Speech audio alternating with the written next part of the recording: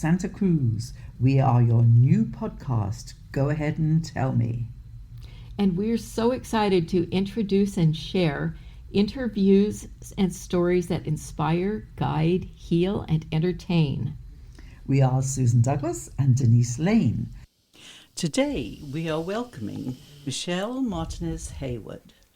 I first met Michelle in a Tai Chi class where her calm presence and intuitive teaching hinted at a deeper story. Over tea, that story began to unfold. Michelle is a natural-born educator whose talents span chemistry, English, theatre arts, dance, film, yoga, and more. Skills she shared across the globe in places like Thailand, Bali, and Japan. But her journey began much earlier, with her first extraordinary experience at 5 years old, living in an adobe house next to Indigenous people's reservation. Since then, her life has been a fascinating path of transformation, language, movement, and insight, one that continues to unfold in unexpected and deeply human ways. To sit with Michelle is to enter a space of listening, learning, and quiet revelation. Welcome, Michelle. Thank you very much. We're so pleased to have you today because there are many stories to unfold in this interview. So let's begin at the very start. Where were you when you turned 5 years old? I was living with my grandma in New Mexico. But you didn't know she was your grandma until that time. No, I always thought she was my mom. She was the only one that was ever around, or that I was around, plus all her friends. And so I guess, I'm not sure quite when, it was the summer. The snow had melted, and then this woman showed up, and my grandma was crying, and then I was crying. And then I found out that she was my mother. And I've thought about this a lot. How did she get me to Los Angeles? I think she must have drugged me. I don't know. Well, you were very happy on the reservation, well, near the reservation, right? Oh, yes. We went all to everything, all the powwows and all my grandma's friends. I mean, they would all sit around and they made, they crocheted rugs. They made rag rugs. And so my job would be, I'd get to sit on the floor by them and I'd tear the rags from the fabrics. And then they could use those strips to make the detailed rugs. Right. And what language were you speaking? Well, I was speaking Ute. Up to at 3, they started introducing Spanish because a long time ago, over 60 years ago, 65, the only education on any of the reservations were from the Catholics of Spain that had first gone in and taken over the area.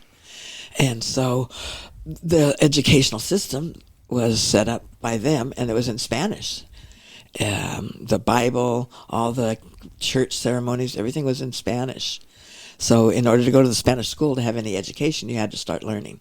So that was introduced at 3. So by 5, I was speaking Spanish in Utah. Amazing.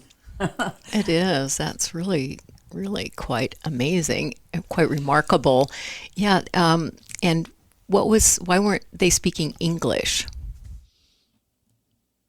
There really wasn't any contact with the Americans. Came by and would drop off these big 50-pound lard, plastic containers of lard every couple weeks, and then big 100-pound bags of flour. They were supposed to be bringing other stuff. They would bring water in an old truck, a rusty old truck, because you couldn't drink any of the water near there. There was no water, which was always interesting to me because you would hear people say, when I started learning English, I would hear them saying, like, a dirty Indian. And, of course, because you aren't going to waste water washing. It's to try and stay alive to drink it. Right. Wow. Yes, that's a concept many people can't even think about right now. Yes. So my mother had gotten married and wanted me to come live with her and her new husband. And he didn't speak any Spanish, but she said I used to yell at him in Spanish because he wouldn't do what I wanted him to do. And so that was how I got into Right, yeah. So you must have been totally amazed when this woman showed up and said that actually she was your mother when you thought all along your grandmother was your mother. Well, yeah, of course. I didn't really understand because I didn't know, we didn't have the terms mother or grandmother. She was just she. Ah, It was always she. yeah, yeah. And that's what I just knew, her, yeah, or she. And so, anyhow, what are you doing sending me away with this person I don't even know that's making you cry? Oh, it was horrible. It was horrible. I bet it was. So you went to Los Angeles where she was living with her husband. Yes. And what happened from there? Well, she started having kids, and I started having to take care of them. They had 6. I didn't understand it. My sister explained when we got older. We were 4 girls on the way to trying to have a boy. So finally they had a boy. They were all so happy. And then they had another boy, and they were all so happy. But I just basically changed diapers, hang diapers. They didn't have the disposable ones, so they were washed in the old washing machine with the roller that you cranked to get the moisture out of the clothing. Oh, wow. And then I'd be taking them out and hanging them up. Yeah, so you flipped totally from being a wonderful independent child near the res, as opposed to having to deal with a totally new situation and language, because you would have had to have learned English, of course. So what happened there? I have never said this one out loud. Well, she just put me in. She thought she could just take me to school. She dropped me off at a kindergarten so I could start getting used to everything. And I was very excited. I loved new adventures. We'd always gone on the powwows and had dancing on so many different holidays and positions of the sun and the moon. We used to go up, actually in a cart. We'd go up to what is now the Taos, big fancy place. But back then it was dirt roads and the well in the middle of the city, the only place where you could get water. So when I went to kindergarten, I got there on a day where they were going to do painting. They had these little milk cartons cut in half, and then they would put all the colors in the paint, and they had little easels set up. And the teacher was talking. Of course, I didn't know what she was saying, but I recognized colored paints. I knew what to do with them. So when she was pointing them out to everybody, me included, I'd been listening very carefully. But anyhow, I knew that she wanted to show what to do with the colors. So I went right up there and dipped my fingers into the red, and I slid those fingers across my left cheekbone. And then I got the blue, and I had some blue on the other side. I was beautiful. I was so excited that I could show them I understood. And then she grabbed me by the arm. She dragged me out of the room, screaming and shrieking and crying, yelling at me, and took me into the principal's office and left me there, horrified, sobbing, not understanding anything. And then they called my mom, and I later found out that they told her to get me out of there and not bring me back till I could understand English and what was going on. Wow. So how did you learn English? Just from experience with your mother? Is that how you learned? No, she wasn't very good at it either. She put me on a chair, and she put belts across my lap to keep me in the chair. And I watched Howdy Doody and Sheriff John and TV until I learned English. Wow. Right. Yeah, well, I guess that is a way. Yeah. Wow. So I never went back to that school or kindergarten, and then they put me right into first grade. Yes. Okay. And you got on as a normal American child at that point, did you? No, because I hadn't been programmed to be right-handed. I was left-handed. And then it was a Catholic school. They tried to change me over from being left-handed because you only have the right hand of God. And anything that's left is left. So, we were learning to write and print, and so holding a pencil in your left hand and pushing it across smeared everything. Actually, I later learned that Michelangelo, being left-handed, that's why he did that mirror writing. He's real famous. People got his notes when they first discovered him in modern times, and they couldn't figure out this writing. And then they thought it was just mirror writing. He was writing backwards, which is quite easy when you're left-handed. Yeah. A lot of artists are left-handed. Yeah. Yes, it's the creative side of the brain. Right. Yeah. Yeah. I mean, it has been said that left-handed people are smarter too. I don't know if that's the fact. Yeah. I've heard it. Yeah. At least. Me too. Versatile. You have to learn to use scissors because most scissors are made for right hand. Knives that you buy are all beveled for the right hand leaning when they cut. Right. So, do you remember how each language felt in your body? Spanish, English. Did it give you a different feeling each time you were speaking each language? I have to say no because I wasn't aware then. But I think as I got older, when I was 12, I wanted to learn French. But our school didn't have French. They only had Spanish. So I was put into a Spanish class. I bought my own little book and started looking at French. And it felt really comfortable. I really liked French. It's interesting. I still think it's such a beautiful flowing language. It is. It is. Yeah. And what else? And Japanese is a lot like Spanish. Japanese is so much like Spanish. And I took that at Cabrillo College. And the way that the syllables are broken up and the way that the almost always the accent is going to be on that second syllable. Yeah. Well, you ended up in Japan for a while, didn't you? And not actually in Japan. No, I worked on Saipan and Guam and then Bali. Right. For companies where the tourists were Japanese. Right. Okay. And what were you doing in the region? Well, it was after the earthquake, and I wanted to get out of California, and I started looking for any job to get me out of California. The aftershocks were terrible. It was the aftershocks. They put me in such fear, because at the time of the earthquake, it was just like, wee, it's fun, let's look at everything. Really? Fun? Because, we just put everything back on. We went down to the beach. We were fine. We weren't hurt. Yeah, it was amazing. This was 1989, wasn't it? Yes. Now, if I recall, you had already started training with Tai Chi. Is that correct? In Land of the Medicine Buddha? Yeah, in 1985. In 1985, okay. Tell us a little more about that and the visit of the Dalai Lama. Oh, yeah. Well, that wasn't till 89. But I started with a class at the Land of Medicine Buddha. I was living up above on the ridge on Fairway Drive. And so it was very close. And the people I was living with would go down there a lot for classes. And I went to see what Qigong was. I heard about Qigong. So that was the first class I started taking. I thought, this stuff is really cool. I liked it a lot. Yeah.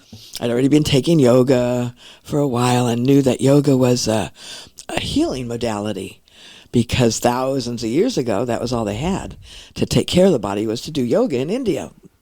And then here you have Qigong, which is 5,000 years old, been written about. And who knows how long before they actually wrote about it. It was very exciting to have this new healing modality again. And being always interested in healing. My grandma was I didn't know what it was, but she was the curandera for the tribe, for the community. And that means that she was the one that she knew plant language. And so she was the one people always came to if they needed something was wrong with the family, but not just the health. Maybe the whole family wasn't working, wasn't in the beauty way. The beauty way is an actual natural way. So if they weren't working right, then they would have a curing spell. And it would be like not a steam tent. Oh my gosh, I forgot the name. It's okay, you can describe it. Sweat lodge. Oh, sweat lodge. Okay. Oh, yeah. Yeah. See, sometimes I try and get the word and it comes up in a different language, and then it takes a while to try and Translate which language it. do I know this one in? Yeah. Yeah, right. So she was a healer, and So Land of Medicine Buddha kind of crossed over with that. Yes, Yeah. exactly. Same kind of a community Right. setup. Yeah. So that was where I started taking Qigong, and I got really interested in it. And then they told me there's something else after this was called Tai Chi. So Tai Chi is the child of Qigong. Tai Chi is the male, the masculine son of Qigong. Qigong is the female mother of all of it, of all martial arts. Martial arts didn't start till over 2,000 years later. So I found a teacher in San Jose, and he was Tibetan. He had walked over when the Chinese invaded Tibet. He had escaped over the mountains that go up over, I guess, Kashmir, Lake Kashmir, and into India.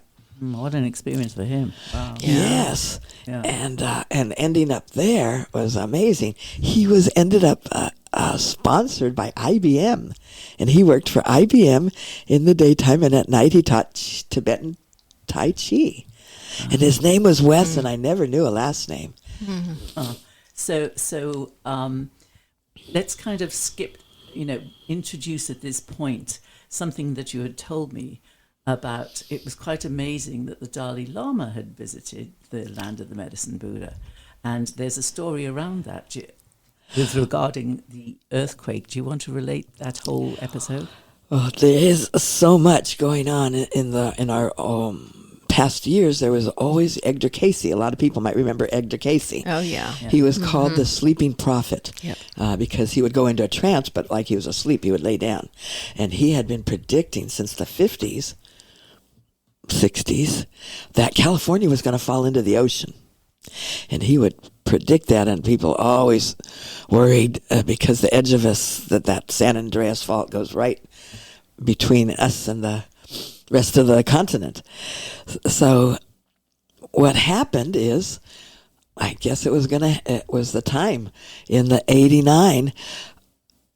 We didn't know it, but the Dalai Lama knew it.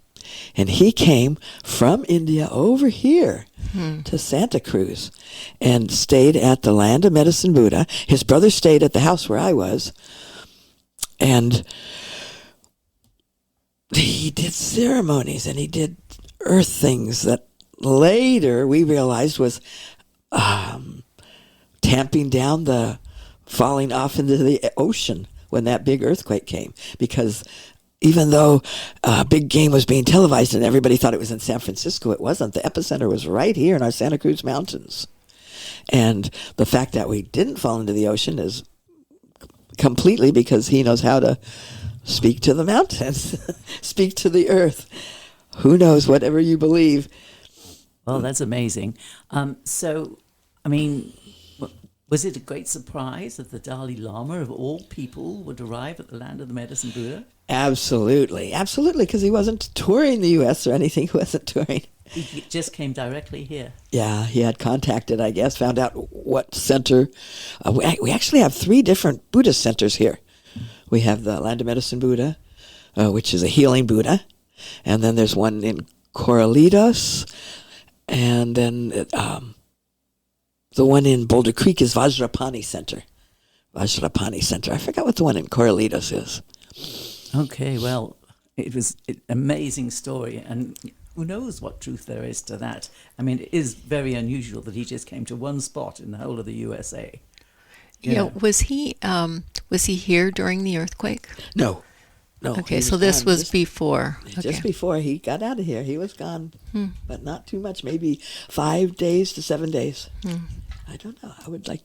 I could find that out. Right, okay. So you were here during that time, and it must have been horrendous. Can you remember the events leading up to it in your own life?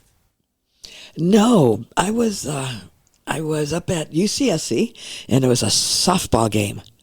And the game was over, and I was on my way down. I came down High Street all the way almost to Mission, and my car started shaking. I thought, oh, no, I've got a flat tire.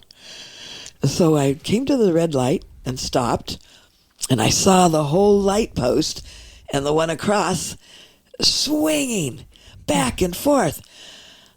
And my car was still shaking. I thought, I don't have a flat tire. And so with really big eyes, I looked around. All the other people that were stopped there looked at me with really big eyes when we realized it was an earthquake. So then we just sat there in a car and the light was red.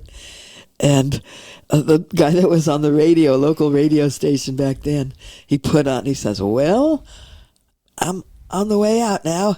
And he put on a song, and it was called When the Walls Came Tumbling Oh, Down. jeez. Appropriate. Yeah. Yeah. So from there, so High Street, if you know where that is, by Mission, and coming down from the university, I turned left to head for home. I lived in Aptos at that time. And I got to the Ocean and Mission intersection. And of course, the lights were out. Everything was out. I thought, oh, what are we going to do? Because all the traffic was there. And in the middle of the street was a man in a clown suit with hair, big fuzzy bouffant and rainbow colors, clown makeup, and he was directing traffic. And we in Santa Cruz. And we all behaved and followed his directions. And he would do the turn lanes, and he would do the stop, and then the cross traffic. It was amazing. And then in the anniversary, I think it was just last year, whatever the anniversary was, last time, somebody wrote about it, and it was in the paper also about this guy that had stood there apparently 6-7 hours. Wow. And nobody found out who he actually was? It wasn't in this article. No. I mean, he still might be here. Who knows? It'd be wonderful to know who he actually was. Yeah. Yeah. So he directed all the traffic, and you managed to get back to Aptos. Yes. And Aptos was okay? Well, I was on Spreckles Drive. I drove up to Spreckles Drive, and I parked, and I went into my house, and the refrigerator was turned over, and all the stuff out of the cupboards were on the floor, but the house was there. Yeah. Pretty much intact. And then I had been engaged to marry somebody, and he was on the floor in a ball going, oh, I could have been killed. And I said, but you weren't. And then our roommate was kind of just standing there looking at him on the floor, and then at me standing up going, but you weren't. You're fine. Our house is here. And so our roommate decided to go with me, and when I said, let's go down to the beach, let's go stand on the sand, let's be glad we're alive. And so he and I set off, and we had a little road down Rio Del Mar Road to get there. And along the way, we picked up people that were sitting on the curb crying, I could have died, but you didn't. Come with us. A girl had I was holding a parrot in the cage. He could have been killed, but he wasn't. Come with us. So you were like the Pied Piper, leading everybody down to the beach. Yes, really. To get grounded, yeah. And I felt fine. The sand was fine, and the water was there fine.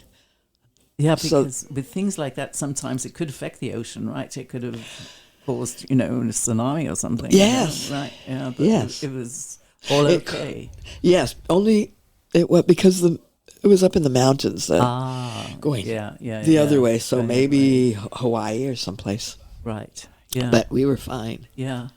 Wow. What an experience. So then you got the heck out of Dodge. And were you with the man that was in the ball in the kitchen? No way. I left him there. I never went back. Still in the ball? They even had articles in the paper telling people not to overreact, that these are hard times, and, talk relationships and stuff out. I went, I'm gone. Exactly.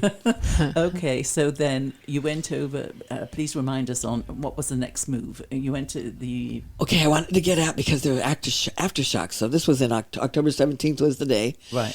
And I'd be laying in bed and then we'd have an aftershock, and there was a window over my head, and I just would wonder if the glass was going to fall on my face. I never thought of turning the other way or moving the bed, but...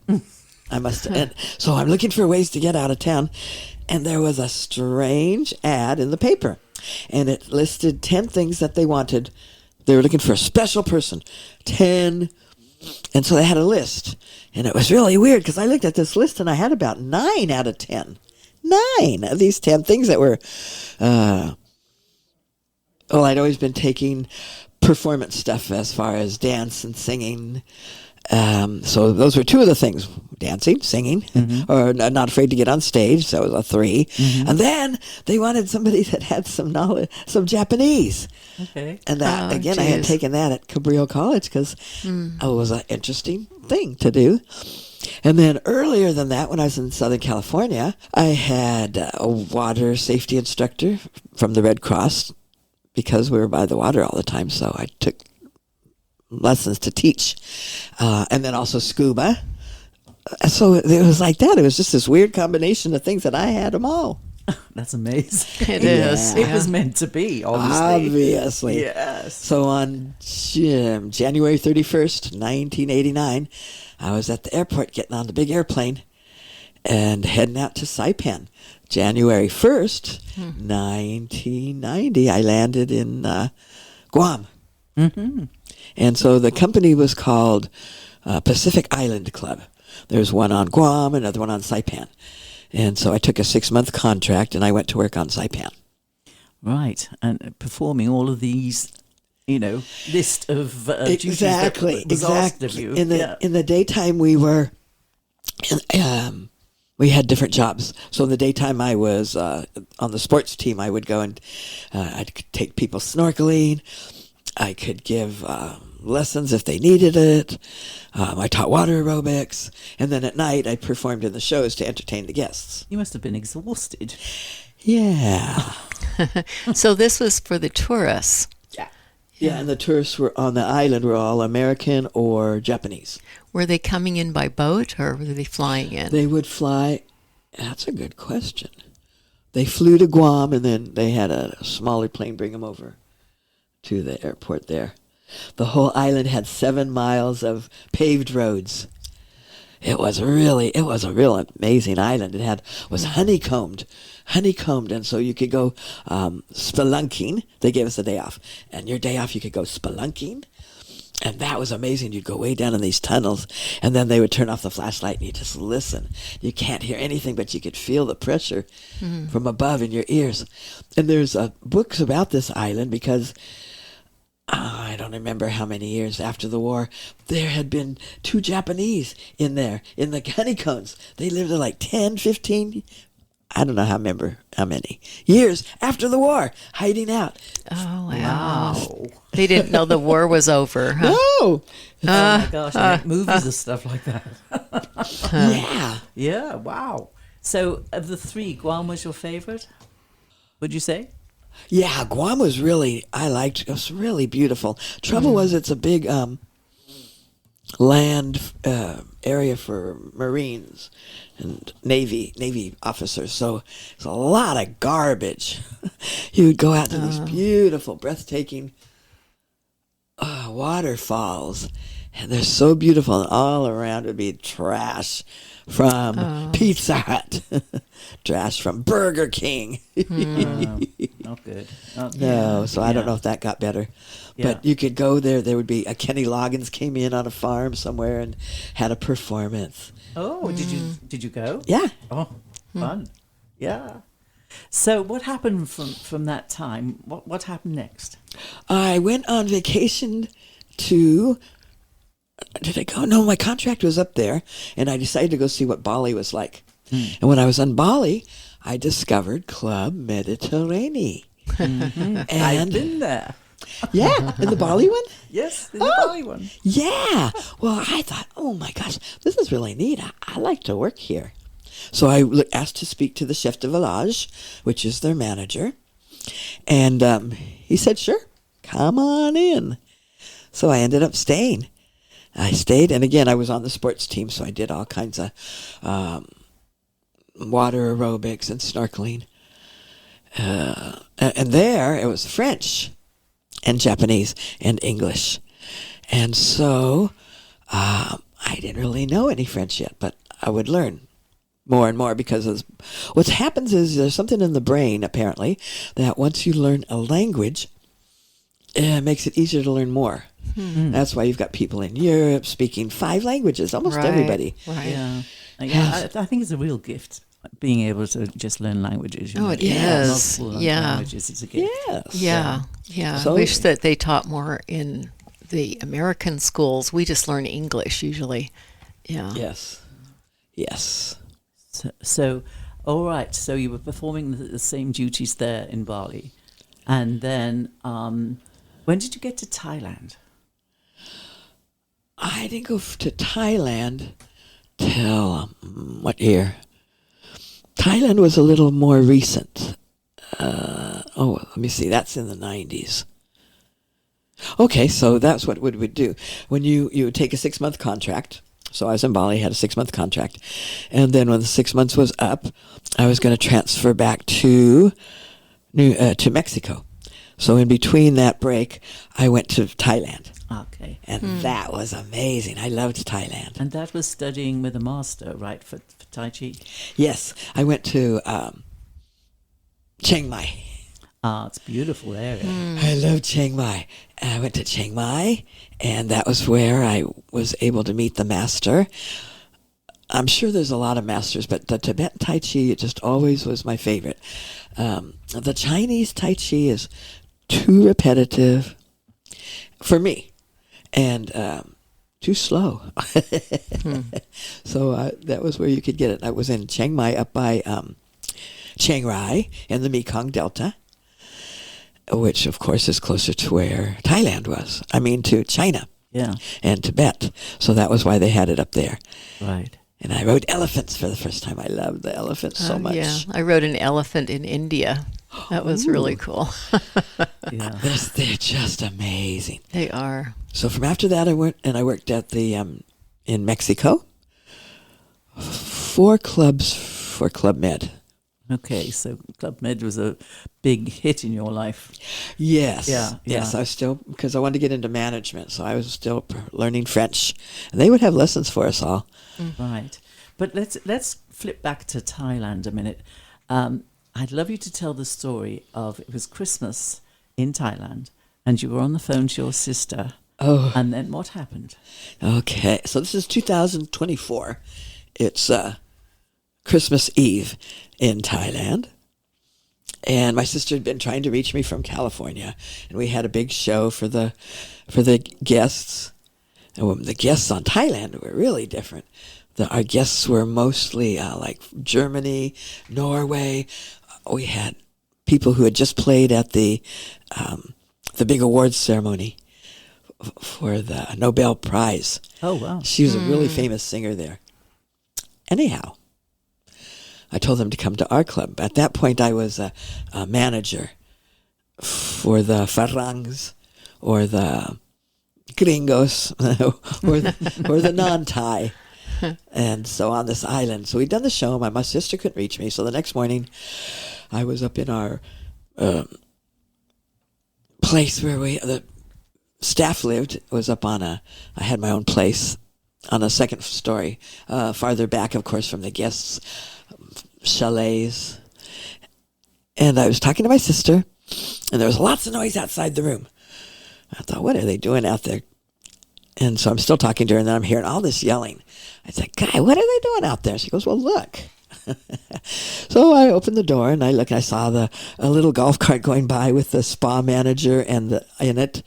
Then I saw another cart going by, and they're all going to my right. I'm looking over there, trying to figure out where they're going. And then there were people running behind the golf carts, staff also, and they're all running. Go, where are these people going? So it was all the staff. And so my sister said, well, look the other way. Where are they running from? I turned my head to the left, and I looked up and saw this huge black wall of water. Oh, no. I said, there's a giant wave. What? And so she was in Silicon Valley, a big whiz. She was already online, and she said, there's been an earthquake in Timor. I said, well, that's like 200 miles away. She said, get up higher. All right. So I went and I climbed on top of the hot tub wall, and then I got onto the roof. And sure enough, this big black wall carrying cars, boats were shooting over the top of it, actually, as their anchors were uprooted. And then it went by, and it didn't reach up where I was. I went, whoa. I told her, there's all this wall of water. She goes, well, can you see any more? I go, no. She goes, well, get out of there. Okay. So she loves to tell everybody she saved my life, which she probably did. So I got back down, I ran in the room, and I had a go bag. You always have a go bag by the door. Passport, money. I had contact lens, big thing of contact lens solution.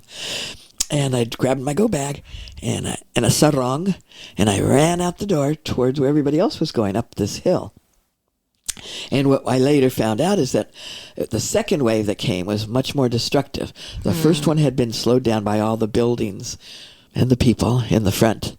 And so the second one came 14 minutes later, and that was the real destruction, flattened everything. But I was up on the hill. I had run. I took that time and I put my wellies on.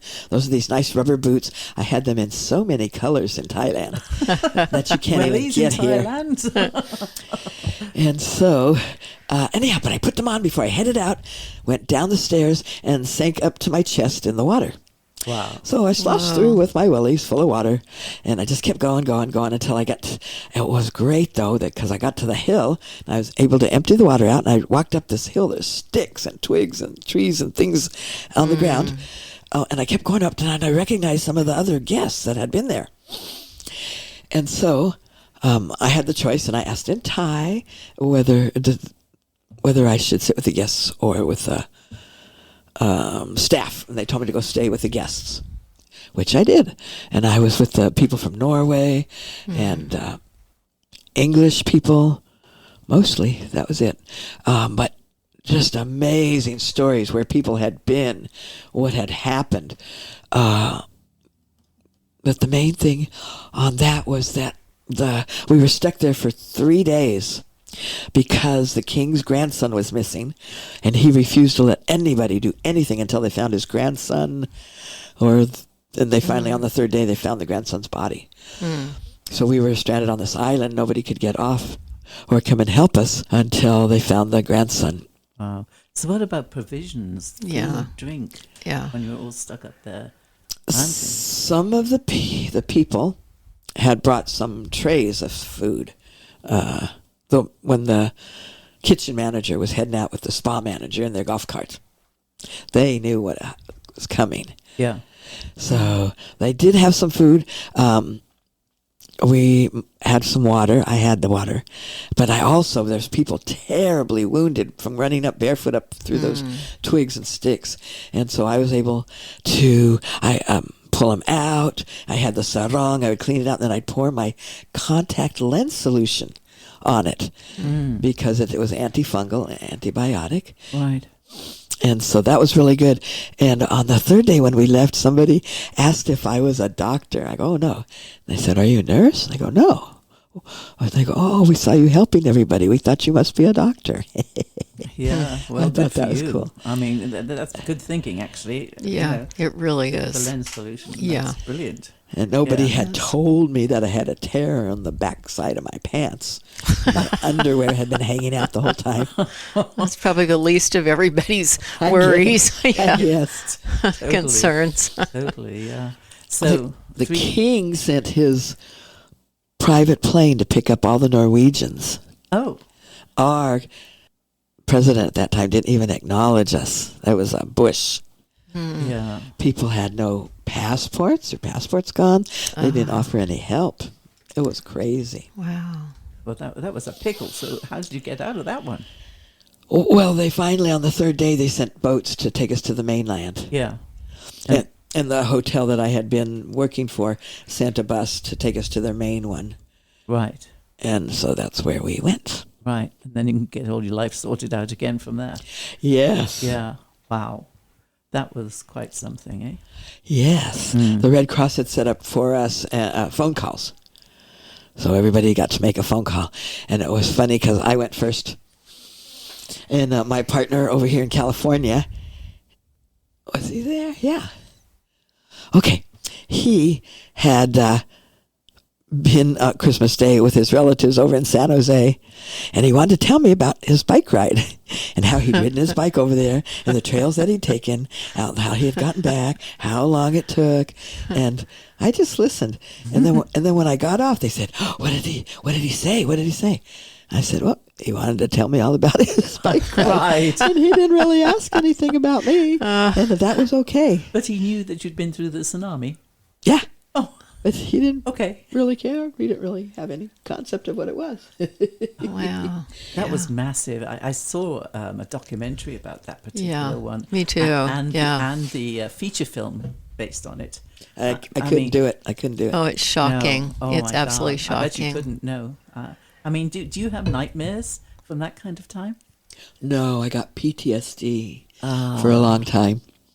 When I got back, well, I didn't come back. It was when I left Thailand. I stayed in Thailand a long time.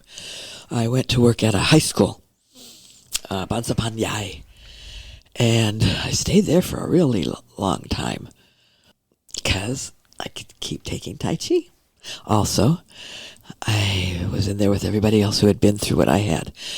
So there were constant prayers going on, the whole country. Yeah. Is Buddhist, and so they're all making connections with the past, because a lot of the people that had been blown out of their bodies with the sudden death were still lurking around. And if you live in a place like that where everybody believes in reincarnation, you can see stuff like that. You can see things, lots of things. Yeah, so that was scary. Yeah, well, because you're with all the same people, everybody's not scared. They're happy to make that connection. Yeah. I was on a bus, not a little, it's called a sangtao, and it's like a little cab or a little bus that moves you around. And they came and I was like the last one being dropped off. And so he was telling me to get off, but I was waiting because I wasn't the last one to get off. I could see these people sitting next to me, closer to the door. And then he's telling me, this is the last stop. Everybody must get out. So I told him, get out. So everybody got out. But they were no longer in bodies. Oh, wow. Wow. There's Did you work with monks at all? Because when those boys got stuck in the cave, when they came out, they had them go and stay with monks in the temple for a month. Yes. To kind of get their nervous systems back together. Absolutely. Remind him. Oh, that was amazing. Yeah. Was there anything like that for you? Well, for everybody, again, every single, because there's Watts, they call them a Watt. The Watts are everywhere. Every neighborhood has a Watt.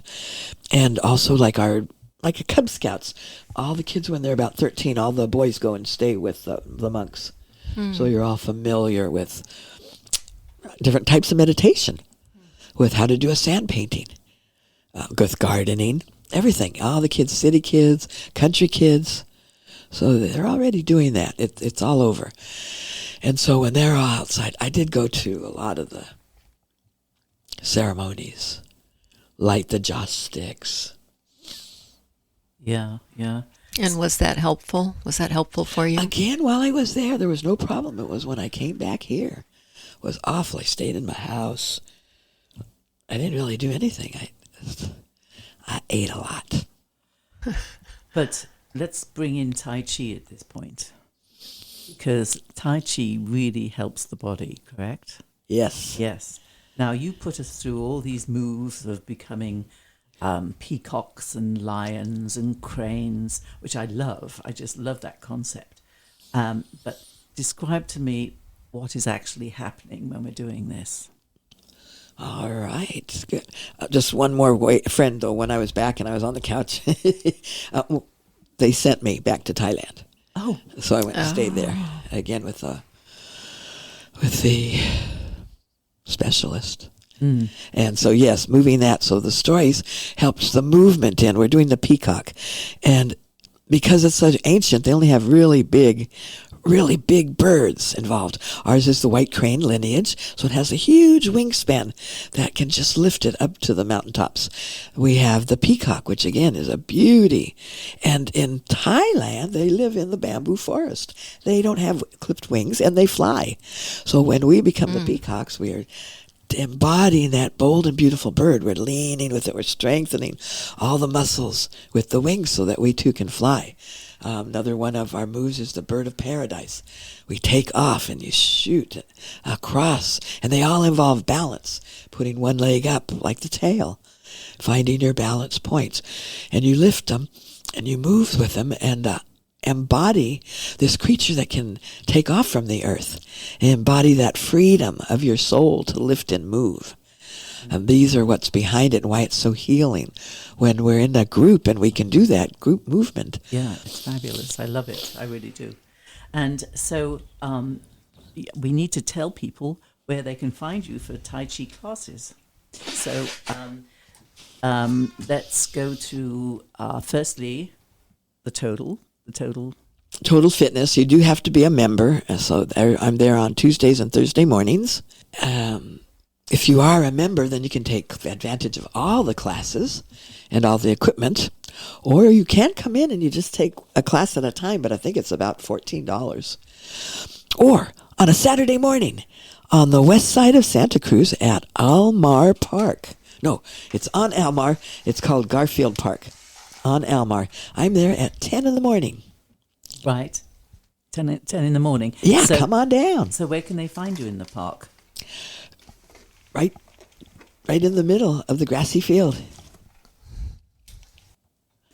Right, okay. So in the middle of the grassy field. So is it a big park? No, it's little. You can see from one side to the other, no matter where you are. Okay, great. So it's Almar, I think, in Pendergast. Almar and Pendergast. Okay. So do you do any other classes as well now? I mean, not only Tai Chi, but anything else? I do. I teach yoga there in that same park on Sundays at 10:30.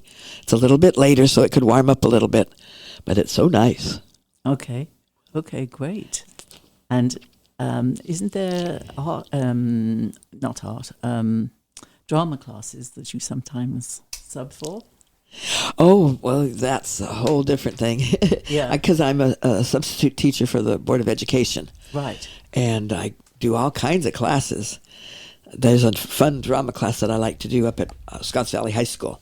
Mm-hmm. But mostly in the Santa Cruz City District. I work with the bilingual children.